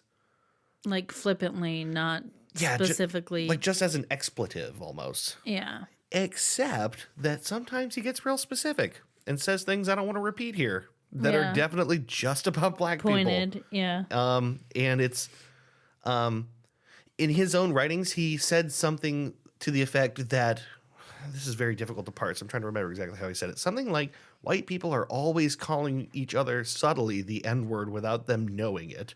And CNN called him the N-word subtly all these times. So he tried to reclaim it and doesn't care if your feelings are hurt by it. CNN? Yep.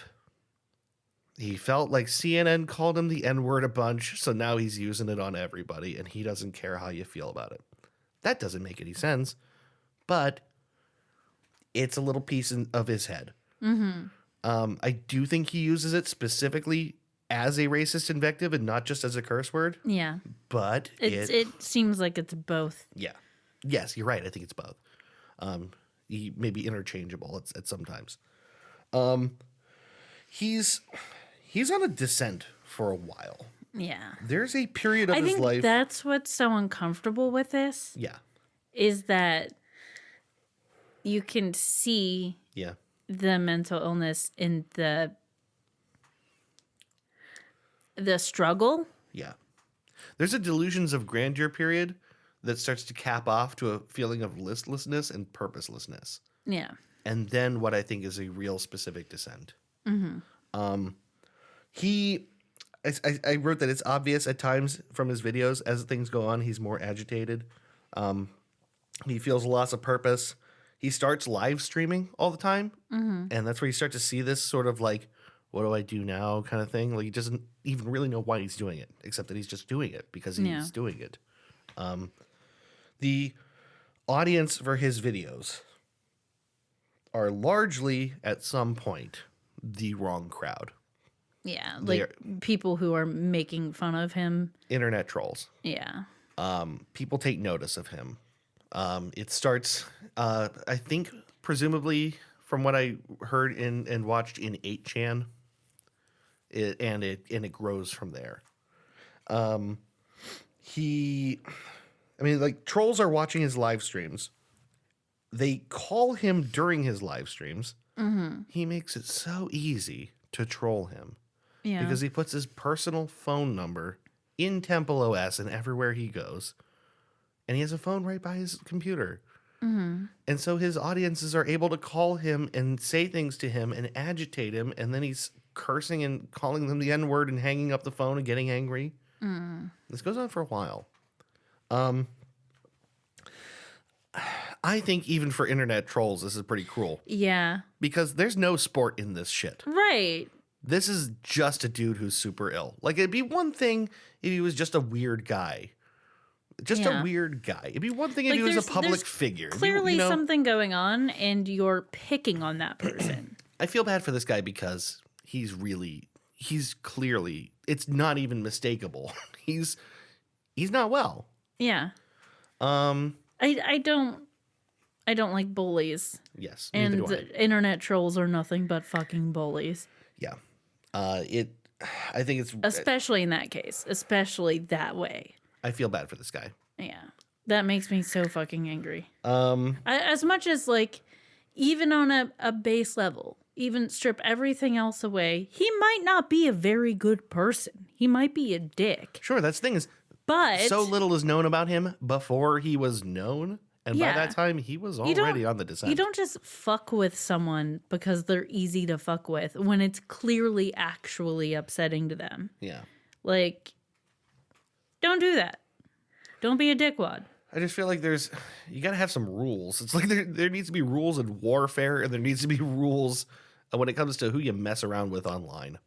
I think maybe it's in part because I am a very empathetic person. Yeah. But I cannot get the whole like, oh, upsetting someone is funny. That's not fucking funny.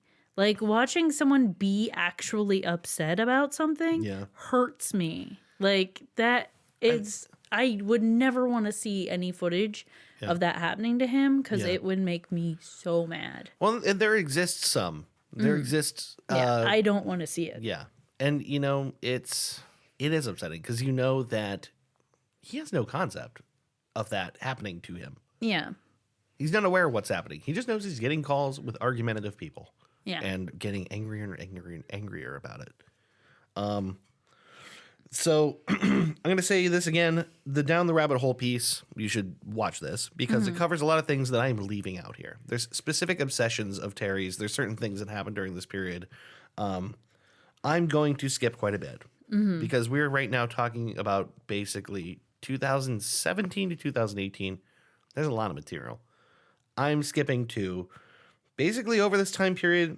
Like I said, he becomes angry and erratic and at times kind of violent. He's living still with his parents who are old. Yeah. They're old now. And he yells at them. And he's so mean to them. And he's video recording himself while he's doing it. And he's screaming at his dad that someone is like raping the dog. Which his dad's going, what are you talking about? And I can't remember if he attributes it to the CIA or something like that. It's just this impossible story in his head. And his dad is upset and he's saying, why do you have all this hate in you? Because he's screaming the N-word, of course. And his dad's saying, why do you have this hate in you kind of thing? Like, what does this have to do with God kind of thing? His parents very clearly see what's going on and he doesn't. Yeah. And there's one particularly sad video where he's yelling at his mother, and then in the middle of it, he doesn't remember why. And he's apologizing to her, saying, "I don't know why I went to hatefulness there." Like in the middle of the heat of the argument. Yeah. And I think all this builds the case for exactly how much of this is his illness. Yeah. Like I said, I'm skipping a lot. Skipping to late 2017, he's arrested. He's, well, first what happens is there's a warrant out for his arrest for domestic violence. A fight with his parents. There's a warrant out for his arrest. Amazingly, 8chan founder, what's-his-face, raises his bail. They crowdsource his bail. I can't help but think that they correctly Maybe feel responsible. felt a little bad. Yeah. Beginning at the end of this year, at the end of 2017 and beginning of 2018, he's homeless. He leaves his parents' home. He takes a tour they're still in Arizona. He moves all the way up through into California and then later further up into Oregon. Along a lot of the way, he records videos. He still talks to people on YouTube. His videos become further erratic and further angry and frustrated. He's living in a van. I cannot remember for certain. I feel like at one point he got himself in trouble for an indecent exposure kind of thing. He's living in his van. Yeah. So, if he's parked somewhere and he's in the nude, people are going to see things, right? Yeah. But that's what I believe I remember. And he's angry at people, and he's angry that his videos keep getting removed for vulgarity and profanity kind of things. He's angry at people in the community. At one point, he's filming a vlog on the sidewalk, and a black dude walks across from him. And of course, either because he felt threatened or that the dude was too close to him, whatever, and he calls him the N-word. Oh. And then the dude stops and is saying to him, "Man, I see you every day here. I don't say nothing to you," kind of thing. Like, the dude's just offended, obviously. Yeah. And Terry's even kind of like defensive and then apologetic. Like, it seems like it clicked with him. They shouldn't have done that. Because a lot of his vitriol is not to a real person for a long time. Yes. It's to people who never respond, or people who respond, but it's abstract. It's not. It's not a dude on the street. It's not a dude on the street who you can see that you upset him. Yeah. Like, and it seems like when someone calls him on stuff in person and there's an actual confrontation, he can kind of snap to reality a little bit and realize that what he's doing isn't logical, or he shouldn't have done that, and feel bad about it. But that comes and goes. Yes, it does. That's why, again, like, I feel like it's hard to thoroughly hate this dude's behavior because it's just a tragedy. Like, I really don't think that he understands much of what's happening to him at this time. Yeah. So, this is basically the end of this story. After a period of radio silence online, the news comes that Terry Davis has died. This happens August 11th in 2018 in the Dalles in Oregon. It is suspected to be a suicide. What happens is a train conductor spots him walking down the tracks facing away from the train. At some point, he stops, turns around, stands there, and faces the train. And the train can't stop. Yeah.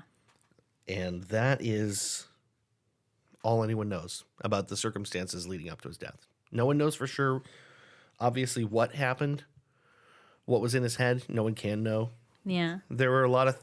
he had posted a video fairly recently. It was one of the videos, I believe, that he did not delete. But he did delete a lot from his YouTube channel. Specifically on the argument that God hates littering. And he felt like his videos were littering the internet. And so he removed a lot of content before he died. One of the last videos that he took was him outside a library talking about, he says something to the effect of, it's good to be the king. Well, I don't know, maybe not, kind of thing.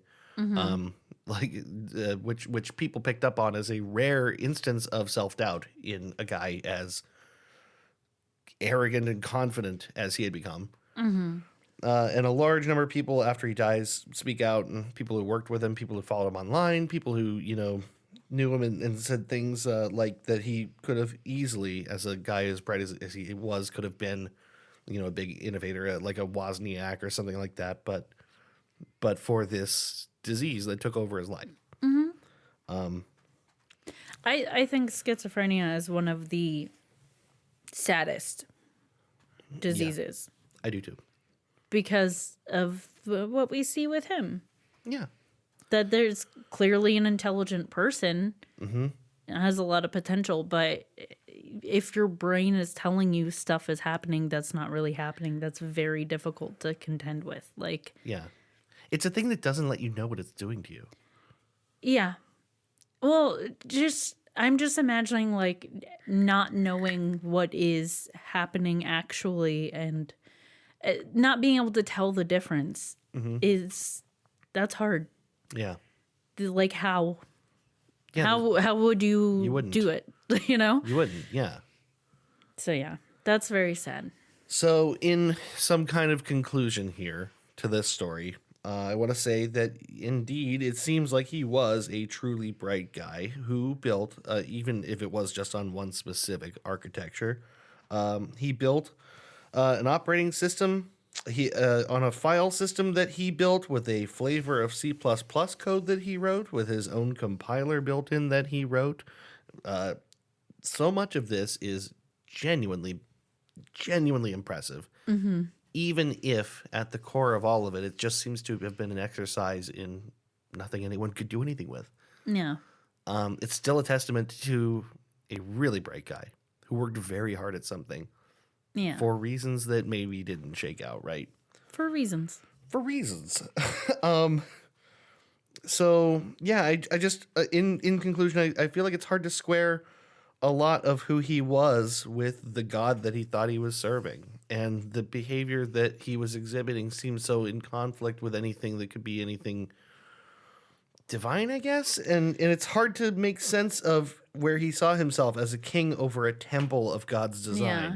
But you can't explain with our external logic and reason. Yeah. And reason. I don't region. Region. Our external logic and reason from an objective standpoint, far away from it. Yeah. What he knew in his head. Yeah, right. It's two completely different platforms. There was two different realities. There was a thoroughly justifiable rationale for all of this inside his head, which no one else could have access to. Yeah. And isn't that just the definition of TempleOS? In a way, it kind of is. It really is. He built this thing that is unknowable to so many other people for what it was to him. Yeah. I wrote that his God was a cruel God, a demanding God without mercy, who gave him the justification for a lot of the things that he said and thought and did, and he suffered for this. And Yeah. I take a lot of pity on that. It's so much easier to sometimes just look at behavior like that and just, okay, well, shame on you, and dismiss it. But this is a very sad story, I think.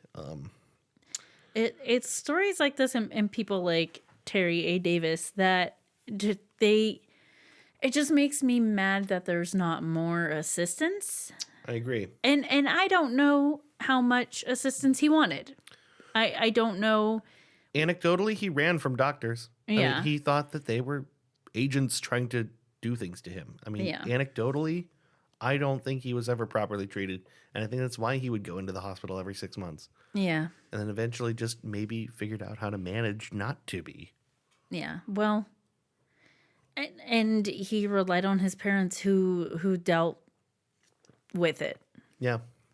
They were the ones dealing with his mental illness along with him. I feel so bad for them. Yeah. Well, it would be difficult because obviously he wasn't always in control of his anger and would say things he didn't really mean. And that would be so hard. Just really cruel, awful stuff that I can't imagine he really would want to have said had he known better. Right. So, as bleak as that ending is, Yeah. that is the story of TempleOS and Terry A. Davis. And while I do think his personal life is a great tragedy, Yeah. I do think overall, if there's anything to reflect on at the end, there is something majestic and beautiful, actually, even if the reasons for it were strange and unjustifiable. And even if it, like I said, had no practical purpose, he did a thing that he cared about, worked very hard at it, wrote over 120,000 lines of code to make it, plus more, and built this one thing that was like a distillation of his passion. How many of us can say we've done a thing? I've never done anything like the thing he did. Yeah. That's a big thing. Yeah, That's a lot. it is It's a lot of work. And for what it's worth, it's still out there. You Yeah. can still download it. You can run it on a virtual machine and crash it yourself. It's out there, and it's one of the internet's great sort of legends. I think this Terry Davis. So that's TempleOS. God, that's so sad. It But is sad. but interesting and And how do people not know about this? Yeah. It's such a bizarre specific thing, but It's I'm huge. surprised people don't know about it. I would not be surprised if someday in the near future you see some sort of like a small but big-ish documentary studio or someone put something out about Terry Davis and I don't know, it ends up on HBO or something like that. In fact, I think Vice did a piece on him as well. Yeah. I think it was called God's Lonely Programmer. Aw. And I haven't seen that, but I will watch that. I think Vice is HBO now, so you could probably find that on HBO too. But anyway, yep, that's it. That's TempleOS. Strange story. Nah, right. I'm just so sad. Yeah, sorry. Huge bummer. I think it's an important story. I do too. That's the thing. Is like, if it was just up to telling stories that are fun, Yeah. this wouldn't make the cut. Yeah. Well, we've talked about a lot of sad shit on here, but Yeah. it doesn't mean it's not worth talking about. Yeah. And especially this, which, as you said, doesn't seem to have gotten as much attention as Yeah. maybe it should have. Terry's story is kind of important. Yeah. It's important for, if no other reason than the fact that this was made possible to happen by years and years of neglect of the problem and failed treatment. Yeah. And this probably could have been stopped. And maybe we wouldn't have had this grandiose TempleOS, this legendary thing, but we probably would have had Terry Davis. Yeah. Here's I think the debate a lot of times of people suffering from something like schizophrenia is what the treatments do to your head. Yeah. Would we have TempleOS Yeah. if he had taken a different route in addressing the schizophrenia? Yeah. The truth And is, we probably wouldn't maybe know who not. he was. Yeah. We probably wouldn't know who he was, but How much would that have affected the world? Would that have been such a bad thing if we didn't have TempleOS but we had Terry A. Davis? yeah, because unfortunately, what we're left with is an interesting story, Yeah. and that's all, and not a person that is not with us. So, Yeah. man, that's bleak. Okay, glad you listened, everybody, for this huge bummer. It's yeah. okay. It's Anyway. okay. We don't only have to talk about happy things. But that's it. So I guess why don't we just wrap it up? Because this has been kind of a long episode, I feel like. I was sleepy, baby. Yeah. I've been watching you slip into yawning a lot over there. So let's wrap this up. This has been another episode of Goose Chase. Goose Chase. Thank you for listening. We will be back next week. We promise, I think. With another episode. Thank you for listening. Bye-bye. Thank you. Bye-bye. You've been listening to Goose Chase. We are Goose Chase Podcast on Facebook and Twitter. On Twitter, our handle is @GooseChasePod, and our website is www.goosechasepodcast.com. If you have any topics you'd like us to research, please email us at goosechasepodcast@gmail.com. If you like what we do on the show, please rate and review us on iTunes and Google Play. Want to go on a goose chase? Ooh, yes.